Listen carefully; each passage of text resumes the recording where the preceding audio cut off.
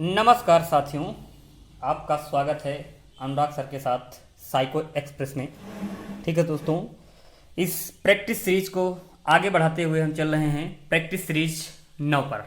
ठीक है, practice series 9 पर कतई जहर सीरीज है, बहुत ही कठिन सीरीज है। आप देखिएगा इसके क्वेश्चन और अनुभव कीजिएगा कि क्वेश्चन का प्रारूप क्या है। इसी प्रकार के फैक्ट बेस, एकदम फैक्टोरियल बेस आपके यहाँ क्वेश्चन आने वाले हैं 28 तारीख को, हूबहू ऐसे ही क्वेश्चन मिलेंगे। ठीक है दोस्तों, तो पहला क्वेश्चन आपका क्या है कि बुद्ध के तरल क्रिस्टलीय प्रतिमान के प्रतिपादक कौन हैं। ठीक है दोस्तों, पहला क्वेश्चन आपका क्या है, बुद्ध के तरल क्रिस्टलीय प्रतिमान के प्रतिपादक आपके कौन हैं। ठीक है दोस्तों, बुद्ध के तरल क्रिस्टलीय प्रतिमान के प्रतिपादक आपके दोस्तों कौन हैं। कैटेल, ऑप्शन ए है आपका क्या, कैटेल। ऑप्शन बी है आपका थॉर्नडाइक। ऑप्शन सी है आपका बर्नन। ऑप्शन डी है आपका क्या, स्किनर। बताइएगा दोस्तों कौन से महोदय हैं जो बुद्ध के तरल क्रिस्टलीय मॉडल की बात की थी। तो किन महोदय थे, कौन से महोदय थे आपके, कैटेल महोदय थे। कैटेल महोदय ने क्या किया था, तरल क्रिस्टलीय बुद्धि का क्या किया था, प्रतिपादन किया था। ठीक है दोस्तों, क्वेश्चन नंबर 2 आपका, क्वेश्चन नंबर 2 क्या कह रहा है दोस्तों, देखिएगा। निम्नलिखित में से बालक की कौन सी प्रक्रिया मनोगत्यात्मक नहीं है। ऐसी कौन सी प्रक्रिया है जो बालक की क्या है, मनोगत्यात्मक नहीं है, यानी साइकोमोटर नहीं है। ठीक है दोस्तों, तो कौन सी, पहला ऑप्शन है आपका सोचना, दूसरा ऑप्शन है आपका क्या, लिखना, और तीसरा ऑप्शन आपका क्या है, गेंद फेंकना, चौथा ऑप्शन आपका क्या है, खेलना। तो बताइएगा दोस्तों इनमें से कौन सी प्रक्रिया जो है बालक की साइकोमोटर नहीं है या मनोगत्यात्मक नहीं है दोस्तों। तो कौन सी प्रक्रिया है आपकी, सोचना। सोचना हमारी क्या है, साइकोमोटर नहीं है, ये हमारी कैसी प्रक्रिया है, संज्ञानात्मक प्रक्रिया है। ठीक है दोस्तों, थिंकिंग वाली प्रक्रिया है। ओके दोस्तों, अब चलते हैं क्वेश्चन नंबर 3 की तरफ दोस्तों। तो क्वेश्चन नंबर 3 आपका क्या कह रहा है, गोलमैन निम्न में से किसके लिए संबंधित हैं। गोलमैन निम्न में से किसके लिए क्या हैं, संबंधित हैं। तो ऑप्शन एक आपका है क्या, सामाजिक बुद्धि। ऑप्शन बी है आपका क्या, संवेगात्मक बुद्धि। ऑप्शन सी है आपका क्या, आध्यात्मिक बुद्धि, और ऑप्शन डी है आपका क्या, सामान्य बुद्धि। तो बताइएगा दोस्तों, बताइएगा कौन है भाई, बोलिएगा बोलिएगा कौन से हैं आपके, संवेगात्मक बुद्धि से संबंधित। गोलमैन किससे संबंधित हैं, संवेगात्मक बुद्धि से संबंधित है। किससे हैं दोस्तों, संवेगात्मक बुद्धि से संबंधित हैं। ठीक है दोस्तों, अब चलते हैं अगले क्वेश्चन की तरफ, आपका क्वेश्चन नंबर 4। क्वेश्चन नंबर 4 क्या कह रहा है दोस्तों, देखिएगा। ठीक है दोस्तों, देखिएगा क्वेश्चन नंबर 4 क्या कह रहा है, निम्न में से शेष से भिन्न है। निम्न में से कौन जो है शेष से भिन्न है, इनमें से एक अलग है, अलग को छांटना है भाई। अधिगम के लिए अधिगम का सिद्धांत, ऑप्शन ए आपका क्या है, अधिगम के लिए अधिगम का सिद्धांत। ऑप्शन बी है आपका क्या, समान अवयवों का सिद्धांत, और ऑप्शन सी है आपका क्या, ड्राइव रिडक्शन थ्योरी, और चौथा ऑप्शन है आपका क्या, सामान्यकरण का सिद्धांत। अब दोस्तों बताइएगा इनमें से कौन सा ऑप्शन आपका क्या है, अन्य से भिन्न है। तीन एक जैसे हैं लेकिन एक ऐसा है जो क्या है, सबसे अलग है। तो बताइएगा दोस्तों कौन सा होगा आपका, ड्राइव रिडक्शन थ्योरी। कौन सा होगा, ड्राइव रिडक्शन थ्योरी। ये आपका क्या है, अधिगम का सिद्धांत है। बाकी वो तीन आपके क्या हैं, अधिगम स्थानांतरण के सिद्धांत हैं। किसके हैं दोस्तों, अधिगम स्थानांतरण के सिद्धांत है। ठीक है दोस्तों, अब चलते हैं क्वेश्चन नंबर 5 की तरफ। संज्ञानात्मक संप्राप्ति का न्यूनतम स्तर है दोस्तों, संज्ञानात्मक संप्राप्ति का न्यूनतम स्तर है। कौन सा होगा, पहला ऑप्शन है आपका ज्ञान, दूसरा है बोध, तीसरा है अनुप्रयोग, चौथा है आपका क्या, विश्लेषण। ठीक है, ये आपकी ब्लूम की टेक्सोनॉमी का क्वेश्चन है, तो इसमें पूछा गया है क्या, संज्ञानात्मक संप्राप्ति का न्यूनतम स्तर क्या है दोस्तों, क्या है आपका, ज्ञान है। पहला ऑप्शन क्या है आपका, ज्ञान है, यही आपका क्या है, संज्ञानात्मक प्राप्ति का क्या है, न्यूनतम स्तर है। ठीक है दोस्तों, उसके बाद आइएगा अगले क्वेश्चन पे दोस्तों कि एक बालक, क्वेश्चन नंबर 6, क्वेश्चन नंबर 6 क्या कह रहा है, देखिएगा दोस्तों। ठीक है साथियों, क्वेश्चन नंबर 6 देखिएगा, क्वेश्चन नंबर 6 क्या कह रहा है आपका, क्वेश्चन नंबर 6 देखिएगा साथियों क्या कह रहा है, एक बालक जो साइकिल चलाना जानता है, ठीक है, मोटर बाइक चलाना सीख रहा है, यह उदाहरण किसका होगा दोस्तों, बताइएगा। पहला ऑप्शन है आपका क्षैतिज अधिगम, दूसरा है आपका ऊर्ध्व अधिगम, और तीसरा है आपका क्या, द्विपार्श्विक अधिगम, और चौथा है अधिगम का कोई अंतरण नहीं है। ठीक है दोस्तों, तो बताइएगा छठवें में क्या होगा दोस्तों, कौन सा होगा आपका, ऊर्ध्व अधिगम स्थानांतरण होता है। यानी एक क्रिया के सीखने के कुछ समय बाद हम क्या करें, दूसरी क्रिया को सीखें, तो उसे हम क्या कहते हैं, ऊर्ध्व स्थानांतरण कहते हैं। क्या कहते हैं दोस्तों, ऊर्ध्व स्थानांतरण कहते हैं। ठीक है दोस्तों, अब अगले क्वेश्चन पर चलते हैं, क्वेश्चन नंबर 7 पे। देखिएगा दोस्तों, क्वेश्चन नंबर 7 कतई जहर सीरीज है। आप परीक्षा से जाने से पहले एक बार इसको जरूर देखिएगा दोस्तों, इस तरह के प्रैक्टिस से जरूर सॉल्व करिएगा। क्वेश्चन नंबर 7 क्या है आपका, एनसीईआरटी 2005 में कला शिक्षा को जोड़ने का उद्देश्य। एनसीईआरटी 2005 में कला शिक्षा को जोड़ने का क्या उद्देश्य है दोस्तों। तो पहला ऑप्शन है आपका क्या, तार्किक चिंतन में अभिवृद्धि। पहला ऑप्शन क्या है, तार्किक चिंतन में अभिवृद्धि। दूसरा ऑप्शन है आपका क्या, वैज्ञानिक दृष्टिकोण का विकास। सी ऑप्शन क्या कह रहा है दोस्तों, सांस्कृतिक विरासत की सराहना। और सातवां ऑप्शन आपका, सातवें के डी ऑप्शन कह रहा है कि ऐतिहासिक जगहों का क्या, परिभ्रमण। यानी कला शिक्षा को जोड़ने का क्या मतलब है। ठीक है दोस्तों, एनसीईआरटी में तो कला का जोड़ने का मतलब ये बता रहा है कि क्या, सांस्कृतिक विरासत की क्या की जाए, सराहना की जाए। सांस्कृतिक विरासत को क्या किया जाए, बचाया जाए। हमारी जैसी संस्कृति है उस संस्कृति के बारे में बताया जाए। ठीक है दोस्तों, नहीं आप लोग भी क्या कंगना की तरह क्या कहेंगे कि आज़ादी कब मिली है, 2014 में मिली है। तो हमें 2014 में आज़ादी नहीं मिली है, बच्चों को ये ना बताया जाए। अपनी सांस्कृतिक विरासत की क्या की जाए, रक्षा की जाए। ये चीज़ें बच्चों को क्या किया जाए, बताया जाए। ठीक है दोस्तों, अब चलते हैं क्वेश्चन नंबर 8 की तरफ। तो क्वेश्चन नंबर 8 आपका क्या कह रहा है, अधिगम अनुभव और प्रशिक्षण के परिणाम स्वरूप व्यवहार में परिवर्तन है। यह कथन किसने दिया है। अधिगम अनुभव किसके द्वारा, अनुभव प्रशिक्षण के परिणाम स्वरूप व्यवहार में परिवर्तन है, यह कथन किसका है। तो पहला ऑप्शन है आपका गेट्स व अन्य का। दूसरा ऑप्शन है आपका मार्गन और गिलीलैंड का। ऑप्शन सी है आपका क्या, स्किनर। ऑप्शन डी है आपका क्या, क्रॉनबेक।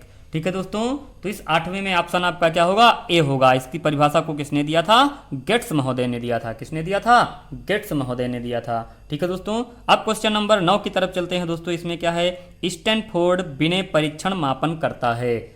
स्टैनफोर्ड विनय परीक्षण मापन करता है। दोस्तों किसका मापन करता है स्टैनफोर्ड विनय परीक्षण, व्यक्तित्व का। ऑप्शन ए है आपका व्यक्तित्व का। ऑप्शन बी है आपका पढ़ने की दक्षता का। ऑप्शन सी है आपका बुद्धि का। और ऑप्शन डी है उपयुक्त में से कोई नहीं। तो बताइएगा दोस्तों, बताइए दोस्तों, इसमें कौन सा ऑप्शन सही होगा आपका। कौन सा ऑप्शन आपका, सी ऑप्शन होगा। स्टैनफोर्ड किससे संबंधित था, बुद्धि नापने से संबंधित था। किससे संबंधित था, बुद्धि नापने से संबंधित था। ठीक है दोस्तों, अब अगले क्वेश्चन की तरफ चलते हैं, क्वेश्चन नंबर 10 की तरफ। ठीक है दोस्तों, क्वेश्चन नंबर 10 क्या कह रहा है, यदि बालक की वास्तविक आयु 13 वर्ष हो और मानसिक आयु 14 वर्ष हो तो उसकी बुद्धिलब्धि क्या होगी दोस्तों। उसकी बुद्धिलब्धि क्या होगी। ठीक है दोस्तों, तो उसकी बुद्धिलब्धि इसमें क्या होगी दोस्तों। तो इसका क्या है फार्मूला, MA/CA × 100। ठीक है, इस फार्मूले पे हम क्या करेंगे, रख लेंगे। यानी बालक की आयु कितनी है 13, वास्तविक आयु कितनी है 13 वर्ष और मानसिक आयु कितनी है 14 वर्ष। तो इसमें हमें हल करना है। तो क्या करेंगे, एम में हमारा कितना है, मेंटल एज कितनी है आपकी 14 वर्ष है। कितनी है 14 वर्ष है। और क्रोनोलॉजिकल एज आपकी क्या है 13 वर्ष है। और इंटू आपका क्या 100, इसको गुणा कर लेंगे और जो भी हल आएगा उसको हम क्या करेंगे, वही हमारा क्या होगा, ऑप्शन हो जाएगा। ठीक है, इस फार्मूले में। ठीक है, तो ऑप्शन आपका क्या होगा, बताइएगा दोस्तों। ऑप्शन आपका क्या होगा, ऑप्शन आपका क्या होगा दोस्तों, बताइएगा कौन सा होगा। ऑप्शन ए है 112.50, ऑप्शन बी है 107.96, ऑप्शन सी है 110.25, ऑप्शन डी है 100.50। तो कौन सा ऑप्शन सही होगा दोस्तों। ऑप्शन आपका सही होगा क्या दोस्तों, बी ऑप्शन सही होगा 107.96।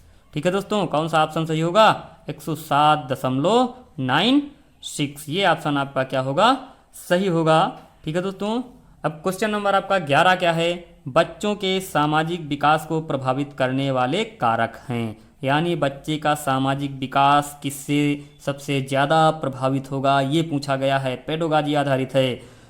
तो पहला है आपका क्या, आर्थिक तत्व। दूसरा ऑप्शन आपका क्या है, सामाजिक परिवेश जन्य तत्व। तीसरा ऑप्शन है आपका क्या, शारीरिक तत्व। और चौथा आपका क्या, वंशानुगत तत्व। बताइएगा दोस्तों इसमें कौन सा सही होगा, बताइएगा दोस्तों इसमें कौन सा सही होगा।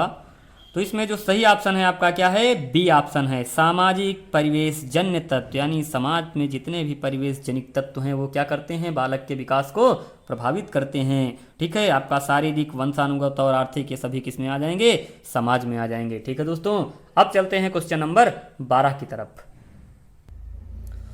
ठीक है दोस्तों, क्वेश्चन नंबर आपका क्या आ जाएगा, 12 आ जाएगा। तो 12 में क्या है, निम्न में से कौन सिद्धांत परिणामों द्वारा सीखने से संबंधित है। निम्न में से कौन सा सिद्धांत परिणामों द्वारा सीखने से संबंधित है दोस्तों। तो कौन सा सिद्धांत परिणामों द्वारा सीखने से संबंधित है। पहला ऑप्शन है आपका क्या, क्रिया प्रसूत अनुबंधन। दूसरा है आपका अंतर्दृष्टि अधिगम। तीसरा है शास्त्रीय अनुबंधन। चौथा है आपका क्या, संज्ञानात्मक सीखना। बताइएगा दोस्तों इनमें से कौन सा होगा आपका जो परिणामों पर सीखने के से संबंधित हो। यहाँ पर अब परिणाम की बात हो रही है, तो परिणाम का मतलब क्या होता है, पुनर्बलन। अब पुनर्बलन कौन आएगा आपका, क्रिया प्रसूत अनुबंधन। ठीक है दोस्तों, कौन सा अनुबंधन, क्रिया प्रसूत अनुबंधन में क्या होता है, पुनर्बलन होता है। ठीक है दोस्तों, क्या होता है, क्रिया प्रसूत अनुबंधन में। क्वेश्चन नंबर 13 में क्या है आपका, देखिएगा, निम्न में से कौन सा विकास का सिद्धांत नहीं है। किसका, विकास का सिद्धांत नहीं है। क्वेश्चन जरूर देखिएगा, नहीं पूछा गया है, कौन सा क्या पूछा गया है, कौन सा विकास का सिद्धांत नहीं है। तो पहला है आपका क्या, अनुकूलित प्रत्यावर्तन का सिद्धांत। दूसरा है आपका निरंतर विकास का सिद्धांत। चौथा है आपका परस्पर संबंध का सिद्धांत। और चौथा ऑप्शन है आपका क्या, समान प्रतिमान का सिद्धांत। दोस्तों पहला है आपका अनुकूलित प्रत्यावर्तन का सिद्धांत, बी है आपका निरंतर विकास का सिद्धांत, सी है परस्पर संबंध का सिद्धांत, और डी ऑप्शन है आपका समान प्रतिमान का सिद्धांत। तो बताइएगा दोस्तों इसमें कौन सा सही होगा। तो इसमें कौन सा सही होगा, अनुकूलित प्रत्यावर्तन का सिद्धांत। अनुकूलित प्रत्यावर्तन का सिद्धांत अधिगम का है, बाकी तीनों आपके क्या हैं, आपके विकास के सिद्धांत हैं। ठीक है दोस्तों, उसके बाद चलते हैं आपका क्वेश्चन नंबर 14 की तरफ। 14 में क्या बात की गई है कि विकास के परिणाम स्वरूप नवीन विशेषताएं और नवीन योग्यताएं क्या होती हैं, प्रकट होती हैं। यह कथन किसने दिया है। इस कथन को देने वाले आपके कौन महोदय थे, इस कथन को किसने दिया था, बताइएगा दोस्तों। इस कथन को देने वाले आपके कौन महोदय थे, इस कथन को देने वाले आपके कौन से महोदय थे दोस्तों, बताइएगा। पहला ऑप्शन है आपका गैसेल, दूसरा है हरलाक, तीसरा है मेरेडिथ, चौथा है आपका क्या, डगलस और हॉलैंड। कौन है, डगलस और हॉलैंड। यानी विकास के परिणाम स्वरूप नवीन विशेषताएं और नवीन योग्यताएं प्रकट होती हैं, किसने कहा है, हरलाक महोदय ने कहा है कि विकास के परिणाम स्वरूप नवीन विशेषताएं और नवीन योग्यताएं क्या होती हैं, प्रकट होती हैं। ठीक है दोस्तों, अब चलते हैं क्वेश्चन नंबर 15 की तरफ। किसकी तरफ, 15 की तरफ। ठीक है दोस्तों, क्वेश्चन नंबर 15 क्या कह रहा है कि मूल प्रवृत्तियों को 14 प्रकार से किसने वर्गीकृत किया है। जितनी हमारी मूल प्रवृत्तियां हैं उन मूल प्रवृत्तियों को 14 प्रकार से वर्गीकृत करने वाले कौन से मनोवैज्ञानिक थे। ऑप्शन ए है आपका ड्रेवर, ऑप्शन बी है आपका मैकडूगल, ऑप्शन सी है आपका थॉर्नडाइक और ऑप्शन डी है आपका क्या, वुडवर्थ। बताइएगा साथियों कौन सा ऑप्शन सही होगा आपका, बताइएगा साथियों कि मूल प्रवृत्ति को 14 प्रकार से किसने बांटा है। 14 प्रकार से किसने बांटा है, तो किसने बांटा है साथियों, मैकडूगल महोदय ने बांटा है। किसने बांटा है, मैकडूगल महोदय ने बांटा है। ठीक है साथियों, किसने बांटा है, मैकडूगल महोदय ने बांटा है। ठीक है साथियों, उसके बाद क्वेश्चन नंबर 16, शिक्षा के अधिकार अधिनियम 2009 में शिक्षक के लिए प्रति सप्ताह न्यूनतम कार्य घंटों की संख्या क्या है दोस्तों, बताइएगा। शिक्षा के अधिकार अधिनियम 2009 में शिक्षक के लिए प्रति सप्ताह न्यूनतम कार्य घंटों की संख्या क्या है दोस्तों, बताइएगा भाई।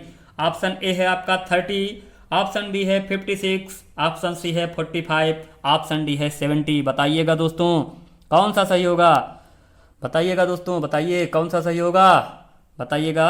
हाँ कौन सा, ऑप्शन सी ऑप्शन सही होगा दोस्तों। कितने घंटे, 45 घंटे की बात की गई है। कितने न्यूनतम कार्य घंटे होने चाहिए, 45 घंटे होने चाहिए। ठीक है दोस्तों, अब अगला क्वेश्चन है आपका, निम्न में से कौन सा सीखने के मुख्य नियमों में शामिल नहीं है। निम्न में से कौन सा सीखने के मुख्य नियमों में शामिल नहीं है। ठीक है, थॉर्नडाइक के मुख्य नियम सीखने में कौन सा नहीं है। पहला ऑप्शन है साथियों क्या, तत्परता का नियम। दूसरा ऑप्शन है आपका क्या, अभ्यास का नियम। दूसरा ऑप्शन आपका क्या है साथियों, अभ्यास का नियम। किसका नियम, अभ्यास का नियम। ठीक है साथियों, ठीक है साथियों। चौथा ऑप्शन आपका क्या है, बहु अनुक्रिया का नियम।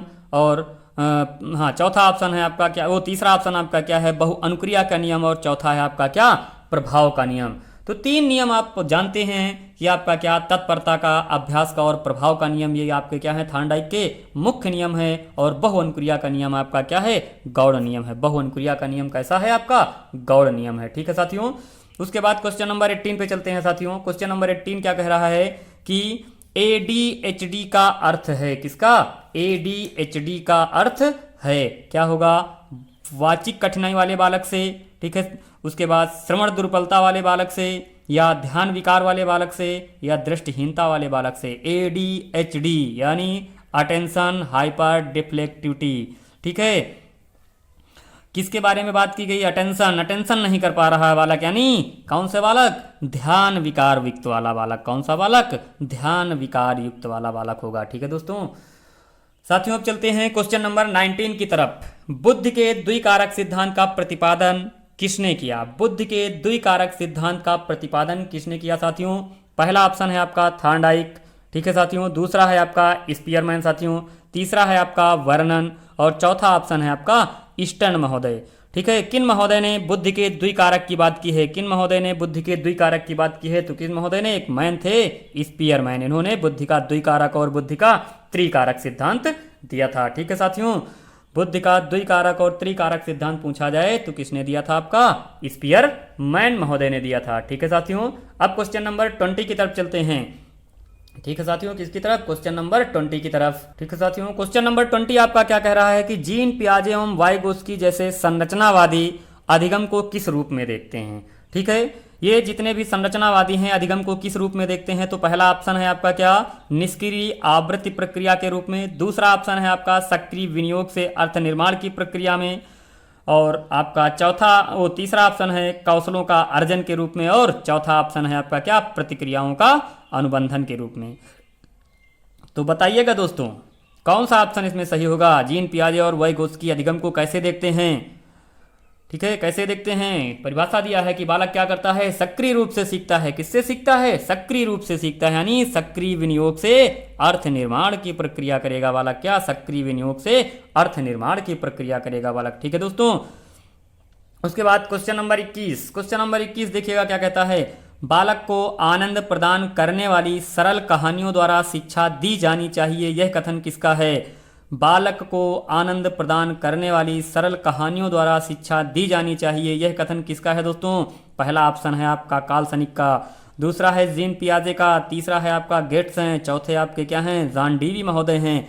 किन महोदय ने कहा बालक को आनंद प्रदान करने वाली सरल कहानियों से शिक्षा देनी चाहिए, तो आपके कौन से हैं, कार्ल सनिक महोदय हैं। कार्ल सनिक महोदय ने कहा था कि बालक को आनंद प्रदान करने वाली शिक्षा देनी चाहिए। ठीक है दोस्तों। उसके बाद आपका आता है क्वेश्चन नंबर 22, शैशवावस्था के में प्रमुख मनोवैज्ञानिक विशेषता क्या है साथियों। शैशवावस्था की प्रमुख मनोवैज्ञानिक विशेषता क्या है साथियों, बताइएगा। सामाजिक व्यवहार, पहला ऑप्शन है आपका सामाजिक व्यवहार। दूसरा है मूल प्रवृत्त्यात्मक व्यवहार। तीसरा है आपका अनुकरण प्रवृत्ति का अभाव। और चौथा ऑप्शन है आपका धार्मिक व्यवहार। तो बताइएगा साथियों इनमें से कौन सा ऑप्शन होगा, शैशवावस्था में प्रमुख मनोवैज्ञानिक विशेषता कौन सी होगी। तो बताइएगा शैशवावस्था की प्रमुख मनोवैज्ञानिक विशेषता आपकी कौन सी होगी। सामाजिक व्यवहार बालक करेगा नहीं, धार्मिकता आएगी नहीं, और अनुकरण की प्रवृत्ति होगी नहीं ज़्यादा। तो कौन सा व्यवहार करता है, मूल प्रवृत्त्यात्मक व्यवहार करता है। कौन सा व्यवहार करता है, मूल प्रवृत्त्यात्मक व्यवहार करता है। ठीक है साथियों। उसके बाद क्वेश्चन नंबर 23 पर चलते हैं साथियों। 23 नंबर क्या कह रहा है देखते हैं। ठीक है साथियों, क्वेश्चन नंबर 23, क्वेश्चन नंबर 23 क्या कह रहा है, निम्न में से कौन सा विकासात्मक विकार का उदाहरण नहीं है। निम्न में से कौन सा विकासात्मक विकार का उदाहरण नहीं है साथियों। कौन सा है आपका विकासात्मक विकार का उदाहरण नहीं है, तो कौन सा होगा आपका साथियों विकासात्मक विकार का उदाहरण कौन सा होगा साथियों, बताइएगा साथियों कौन सा होगा आपका विकासात्मक विकार का उदाहरण नहीं होगा। पहला है आपका न्यून अवधान सक्रिय विकार। दूसरा है आत्मविव्योह। तीसरा ऑप्शन है आपका प्रमस्तिष्क घात। चौथा है आपका पर अभिघातज तनाव। तो बताइएगा दोस्तों कौन सा ऑप्शन होगा इसमें, बताइएगा। न्यून अवधान सक्रिय विकार यानी बालक के अंदर न्यून अवधान होता है, आत्मविमोह होता है, बालक के अंदर क्या होता है, आत्मविमोह पाया जाता है, और प्रमस्तिष्क घात होता है, लेकिन और कौन सा नहीं होता, पर अभिघातज तनाव नहीं होता। बालक के अंदर क्या है, दूसरे के द्वारा दी गई तनाव को हम क्या कह सकते हैं, विकासात्मक विकार नहीं कह सकते। ठीक है दोस्तों, तो ऑप्शन कौन सा सही होगा, डी ऑप्शन सही होगा। ठीक है साथियों, अब चलते हैं क्वेश्चन नंबर 24 की तरफ। पूर्ण से अंश की ओर का विपरीत शिक्षण सूत्र कौन सा है। पूर्ण से अंश की ओर का विपरीत शिक्षण सूत्र कौन सा होगा। ऑप्शन ए है आपका मूर्त से अमूर्त की ओर, ऑप्शन बी है अनिश्चित से निश्चित की ओर, ऑप्शन सी है विश्लेषण से संश्लेषण की ओर, ऑप्शन डी है सूक्ष्म से स्थूल की ओर। ऐसा कौन सा है शिक्षण सूत्र जो पूर्ण से अंश के क्या है, ठीक विपरीत है। तो कौन सा होगा आपका, विश्लेषण से संश्लेषण की ओर होगा। कौन सा होगा, विश्लेषण से संश्लेषण की ओर होगा। ठीक है साथियों, अगला सिद्धांत है आपका शिक्षण का मूलभूत सिद्धांत कौन सा है। शिक्षण का मूलभूत सिद्धांत की बात की गई है, तो शिक्षण का कौन सा मूलभूत सिद्धांत होगा साथियों, बताइएगा। पहला है ऑप्शन आपका क्रियाशीलता का सिद्धांत, बी ऑप्शन है आपका अन्वेषण का सिद्धांत, सी ऑप्शन है आपका आगमन विधि का सिद्धांत और डी ऑप्शन है उपर्युक्त सभी। बताइएगा साथियों कौन सा होगा शिक्षण का मूलभूत सिद्धांत। तो पहला है आपका कौन सा, क्रियाशीलता का सिद्धांत जो होगा वही क्या होगा, शिक्षण का मूलभूत सिद्धांत होगा। क्रियाशीलता वाला जो होगा वो क्या होगा, शिक्षण का मूलभूत सिद्धांत होगा। ठीक है साथियों, अब क्वेश्चन नंबर 26 पर चलते हैं। किस पर चलते हैं, क्वेश्चन नंबर 26 पर। ठीक है साथियों, क्वेश्चन नंबर 26 क्या कहता है, अनुबंधन स्थापित होने के बाद बार बार केवल मात्र अनुबंधित उद्दीपक उपस्थित किया जाए तो अंततोगत्वा अनुबंधित अनुक्रिया बंद हो जाती है। ठीक है, यानी प्राणी के सामने हम बार बार क्या करें, अनुबंधन जब स्थापित हो जाए तो प्राणी के सामने हम क्या करें, केवल अनुबंधित उद्दीपक दें और स्वाभाविक उद्दीपक न दें तो प्राणी क्या करता है, अनुक्रिया समाप्त कर देता है। तो उस प्रक्रिया को हम क्या कहते हैं। ऑप्शन है आपका क्या, बाह्य अवरोध, ऑप्शन बी है आपका विलंब अवरोध, ऑप्शन सी है आपका अनुबंधित अवरोध, ऑप्शन डी है आपका क्या, विलोप। तो बताइएगा साथियों कौन सा होगा, बताइएगा साथियों कौन सा होगा, आपका विलोप होगा, यानी डी ऑप्शन होगा। क्या होगा, विलोप हो जाएगा। वो प्रक्रिया धीरे धीरे क्या होती है, विलोप हो जाती है। ठीक है साथियों, अब चलते हैं क्वेश्चन नंबर 27 की तरफ। 27 में क्या कहा गया है, पावलोव के अनुसार विलंबित अनुबंधन में CS UCS के मध्य समयांतराल अधिकतम हो सकता है। साथियों पावलोव ने कहा UCS वो CS और UCS के मध्य कितना समय होना चाहिए। ठीक है, यानी आपका अनुबंधित उद्दीपक और स्वाभाविक उद्दीपक के मध्य जो हम अनुबंधन बनाते हैं दोनों के बीच में समयांतराल कितना होना चाहिए। तो पहला है ऑप्शन आपका 1 सेकेंड, दूसरा है 2 सेकेंड, तीसरा है 500 मिली सेकेंड और पांचवा है वो चौथा ऑप्शन है आपका क्या, 5 मिनट। बताइएगा साथियों कौन सा ऑप्शन सही होगा, पढ़ाया हुआ क्वेश्चन है साथियों, कौन सा सही होगा, आपका सी ऑप्शन सही होगा, यानी 500 मिली सेकेंड होगा। क्या होगा साथियों, 500 मिली सेकेंड होगा। ठीक है साथियों, अब चलते हैं क्वेश्चन नंबर 28 की तरफ साथियों। किसकी तरफ, 28 की तरफ। ठीक है साथियों, तो क्वेश्चन नंबर 28 क्या कह रहा, उदाहरण, निरीक्षण, विश्लेषण, वर्गीकरण, नियमीकरण निम्नलिखित में से किस विधि के सोपान हैं। उदाहरण, निरीक्षण, विश्लेषण, वर्गीकरण, नियमीकरण निम्नलिखित में से किस विधि के क्या हैं, सोपान हैं। पहली है आपकी निगमन विधि, दूसरी है आपकी आगमन विधि, तीसरी है अंतरदर्शन विधि, चौथी है आपकी क्या, बहिर्दर्शन विधि। किस विधि में हम उदाहरण, निरीक्षण, विश्लेषण, वर्गीकरण और नियमीकरण करते हैं। तो किस विधि में करते हैं दोस्तों, आगमन विधि में करते हैं। किस विधि में करते हैं दोस्तों, आगमन विधि में करते हैं। ठीक है दोस्तों, क्वेश्चन नंबर 29 में क्या है, आ थ्योरी ऑफ ह्यूमन मोटिवेशन के लेखक कौन हैं। एक पुस्तक है आपका आ थ्योरी ऑफ ह्यूमन मोटिवेशन। इस पुस्तक के लेखक कौन है साथियों, बताइएगा। ऑप्शन ए है आपका CL हल, ऑप्शन बी है आपका फ्रायड, ऑप्शन सी है आपका मैस्लो, ऑप्शन डी है आपका क्या, हार्लो। बताइएगा साथियों कौन है इसके ऑप्शन, कौन सा सही ऑप्शन होगा साथियों। तो कौन सा होगा आपका, मैस्लो होगा, सी ऑप्शन सही होगा साथियों। कौन सा ऑप्शन, सी ऑप्शन सही होगा। ठीक है साथियों, अब क्वेश्चन नंबर 30 पर चलते हैं साथियों। NCF 2005 में कुल कितने अध्याय हैं साथियों, बताइएगा। NCF 2005 में कुल कितने अध्याय हैं साथियों, तो बताइएगा। 2 अध्याय, 7 अध्याय, 6 अध्याय और 5 अध्याय। कितने अध्यायों की बात की गई थी NCF 2005 में, बताइएगा साथियों। कितने अध्यायों की बात की गई थी साथियों,